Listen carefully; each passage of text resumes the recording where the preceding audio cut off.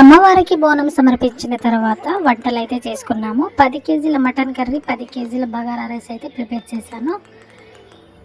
Bagara rice కోసం 10 కేజీల rice తీసుకొని 2-3 సార్లు వాటర్ పోసుకొని శుభ్రంగా క్లీన్ చేసుకోవాలి. క్లీన్ చేసి బకెట్లో అయితే తీసేసాను.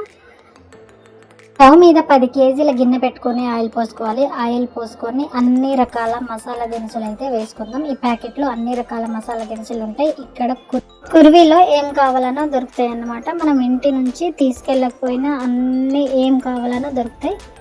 కొంచెం మసాలా దినుసులన్నీ ఫ్రై అయిన తర్వాత ఇందులో ఆనియన్స్ అయితే వేసుకుందాం. ఇక్కడ నేను పెద్ద ఆనియన్స్ అయితే కట్ చేశాను. పచ్చిమిర్చి కూడా సన్నగా చీల్చి వేసుకోవాలి. వేసుకొని ఫ్రై చేసుకోవాలి. ఒక 5 మినిట్స్ మీడియం ఫ్లేమ్లో ఫ్రై చేసుకొని ఇందులో అల్లం అయితే వేసుకోవాలి. అల్లం వెల్లుల్లి పేస్ట్ ఈ పెద్ద స్పూన్ తోటి 2 స్పూన్స్ అల్లం వెల్లుల్లి పేస్ట్ వేసుకొని పచ్చి వాసన పోయేదాకా కుక్ చేసుకోవాలి. ఒక 5 మినిట్స్ మీడియం ఫ్లేమ్లోనే కుక్ చేసుకుంటే, పెద్ద స్టవ్ కాబట్టి కింద అడుగు అంటకుండా ఉంటుంది. మీడియం ఫ్లేమ్లోనే కుక్ చేసుకుంటే బాగుంటుంది. ఇక్కడ పుదీనా అయితే వేసుకుందాం. పుదీనా వేసుకొని బాగా ఫ్రై చేసుకోవాలి. ఫ్రై చేసుకున్న తర్వాత ఈ బకెట్ తోటి 4 బకెట్ల వాటర్ అయితే పోసుకోవాలి. పోసుకొని వాటర్ అయితే ఉడకబెట్టుకుందాం. 4 బకెట్ల వాటర్ ఎందుకు పోసానంటే బగారా అన్నం వండేది కొత్త బియ్యంతో కాబట్టి తక్కువ వాటర్ పోసుకుంటే అన్నం పొడి పొడిగా వస్తుంది. వాటర్ ఉడికిన తర్వాత ఇందులో బియ్యం అయితే వేసేస్తున్నాను. బియ్యం వేసి కలుపుకొని ఒక 10 నిమిషాలు కుక్ చేసుకోవాలి హై ఫ్లేమ్లో. ఇందులో సాల్ట్ కూడా వేసుకోవాలి. వేసుకొని కుక్ చేసుకోవాలి. అన్నం అయితే దగ్గరకు వచ్చేసింది. ఒక 10 నిమిషాలు లో ఫ్లేమ్లో కుక్ చేసుకోవాలి. కుక్ చేసుకొని ఇలా గరిటతోటి చిన్న చిన్న ఘాటు లాగా పెట్టుకొని ఫుడ్ కలర్ అయితే వేసేస్తున్నాను.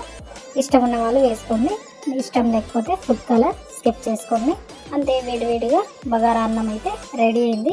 పొడి పొడిగా అయితే వచ్చేసింది. కొత్త బియ్యంతో కూడా చక్కగా వండుకోవచ్చు.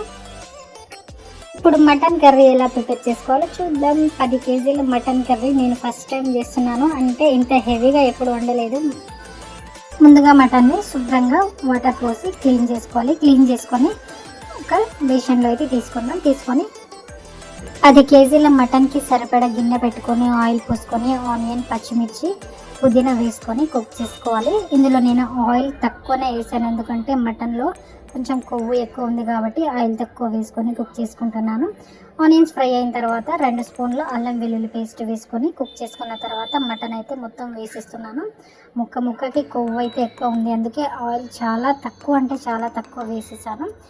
మటన్ వేసేసి మొత్తాన్ని బాగా కలుపుకోవాలి. కలిసేటట్టు కలుపుకొని ఒక 10 నిమిషాలు హై ఫ్లేమ్లో కుక్ చేసుకోవాలి. కుక్ చేసుకొని ఇందులో సరిపడా సాల్ట్ అయితే వేసేస్తున్నాను. ఇక్కడ నేను మా అత్తమ్మ కలిసి వండుతున్నాము, ఎందుకంటే నేను ఫస్ట్ టైం పెద్ద వంటలు చేస్తున్నాను కాబట్టి తను చెప్తుంది, నేను చేస్తున్నాను.